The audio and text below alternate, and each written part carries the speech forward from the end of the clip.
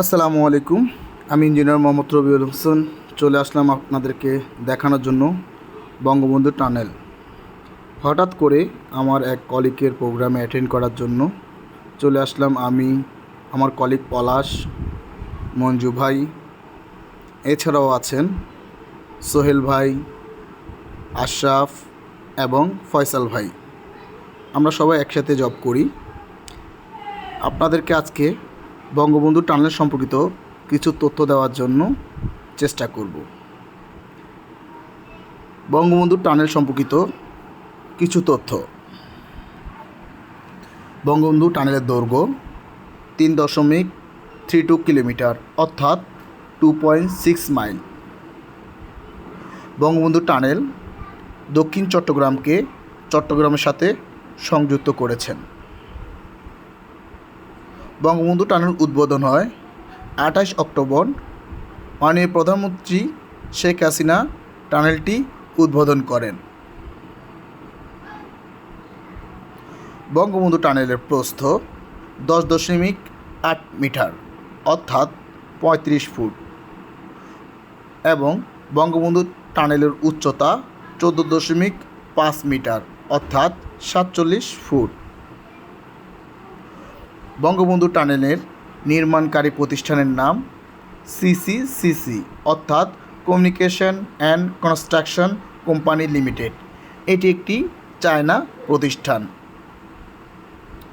বঙ্গবন্ধু টানেলের নির্মাণ ব্যয় 10,679 কোটি টাকা, যা এক্সিম ব্যাংক অর্থায়ন করে, যার সুদের হার ছিলেন 2%। বঙ্গবন্ধু টানেলের নির্মাণ কাজ শুরু হয় 19 সালের 14 ফেব্রুয়ারি।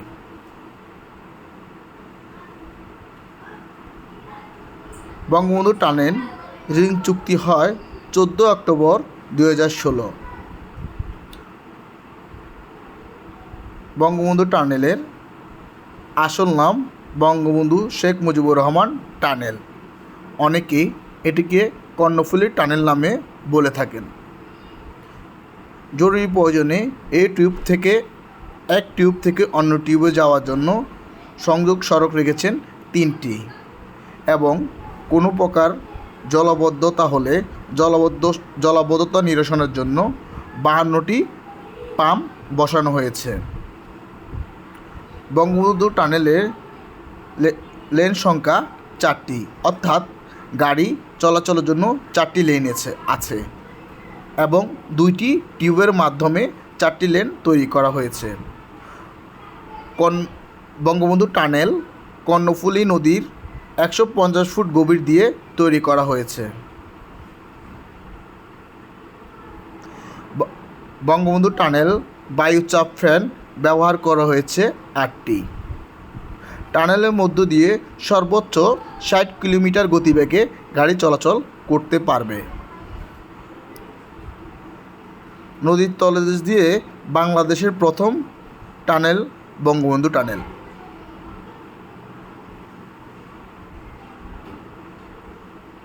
এছাড়াও আপনারা দেখতে পাচ্ছেন আমাদের ক্যামেরার মধ্যে কিছু দূর চোখ গেলে দেখা যাচ্ছে মনে হচ্ছে এই বুঝি টানেলটি শেষ হয়ে গিয়েছে।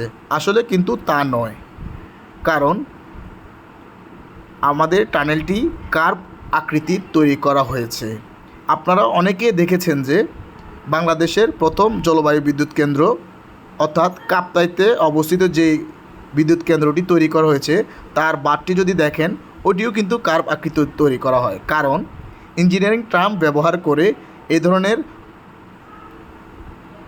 টানেল এবং বাঁধগুলো তৈরি করা হয় যাতে করে প্রাকৃতিক দুর্যোগ থেকে এবং পানির প্রেসার থেকে কোনো প্রকারে ক্ষতিগ্রস্ত না হয়। বঙ্গবন্ধু টানেল বাংলাদেশকে একটি অনন্য উচ্চতায় নিয়ে গিয়েছে।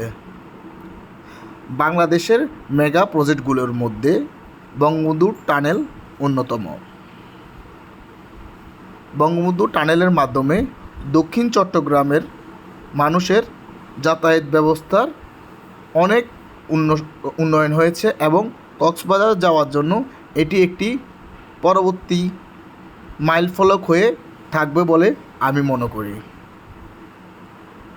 বঙ্গবন্ধু টানেল সম্পর্কিত যে সকল বিষয় আমার জানা ছিল সেগুলো কিছুটা আপনাদেরকে জানানোর চেষ্টা করেছি। আসলে আমরা একটি উন্নয়নশীল জাতি, সেখানে এই ধরনের টানেল তৈরি করা আমাদের জন্য অনেক গর্বের বিষয়। এই টানেল দিয়ে আমরা যখন গিয়েছিলাম, আপনারা দেখতে পাচ্ছেন কোনো প্রকার গাড়ি কিংবা ভেহিকেল আমাদেরকে অতিক্রম করেনি। যেহেতু ফজরের নামাজের পরে আমরা গিয়েছি, ওই জন্য হতে পারে। এছাড়াও এখন যদিও গাড়ি চলাচলের পরিমাণ কম হয়, কিন্তু অদূর ভবিষ্যতে অনেক গাড়ি চলাচল করবে বলে আমি আশা করি। এই ধরনের টানেল তৈরি না করে যদি উপর দিয়ে ব্রিজ তৈরি করতো তাহলে কেমন হতো? আমি একজন ছোটোখাটো ইঞ্জিনিয়ার হিসেবে যতটুকু বুঝতে পারছি, কারণ কর্ণফুলী নদী সাগরের সাথে যে মোহনায় তৈরি হয়েছে, সে মোহনাতে কোনো প্রকার ব্রিজ তৈরি করা খুবই কষ্টসাধ্য বিষয় হয়ে দাঁড়াতো। কারণ আমাদের বন্দরে জাহাজ ভেড়ানো খুবই কঠিন হয়ে যেত। যেই পরিমাণ র্যাম্প বা স্লোপ রাখার প্রয়োজন হতো, সেই ক্ষেত্রে ব্রিজের হাইট অনেক উঁচু হয়ে যেত। এছাড়াও আরও সমস্যা আছে, যেহেতু নদী এবং সাগরের মোহনায়টি, এখানকার সয়েল অর্থাৎ মাটি স্রোতের কারণে স্টেবল খুবই কম। সেক্ষেত্রে এখানে ব্রিজ তৈরি করলে ব্রিজের স্থায়িত্ব কমে যাওয়ার সম্ভাবনা থাকতো। ওই সকল বিষয় বিবেচনা করে হয়তোবা বঙ্গবন্ধু টানেল তৈরি করা হয়েছে। আমি যে সকল তথ্য দিচ্ছি এগুলোই যে হবে তা না, কিন্তু আমার কাছে যে সকল বিষয় মনে হয়েছে ওগুলোই আমি আপনাদের সাথে শেয়ার করলাম। আপনারা দেখতেছেন আমার কলিগ পলাশ, মঞ্জুর, আশরাফুল, ফয়সাল এবং সোহেল ভাই, তাদের সাথে আজকে আমি একটা সুন্দর দিন অতিবাহিত করলাম, সুন্দর সময় অতিবাহিত করলাম। আল্লাহর কাছে লাখো কোটি শুকরিয়া যে এরকম একটা সুন্দর সময় অতিবাহিত করার তৌফিক দিয়েছেন, এবং এই সুন্দর সময়টাকে আমি আপনাদের সাথে শেয়ার করলাম। ধন্যবাদ। আসসালামু আলাইকুম। সবাই ভালো থাকবেন, সুস্থ থাকবেন এবং আমার জন্য দোয়া করবেন। এবং ভিডিওটা কেমন হয়েছে অবশ্যই জানাবেন, কারণ আপনাদের অনুপ্রেরণা পেলেই আমি সামনের দিকে এগিয়ে যেতে পারবো। ধন্যবাদ।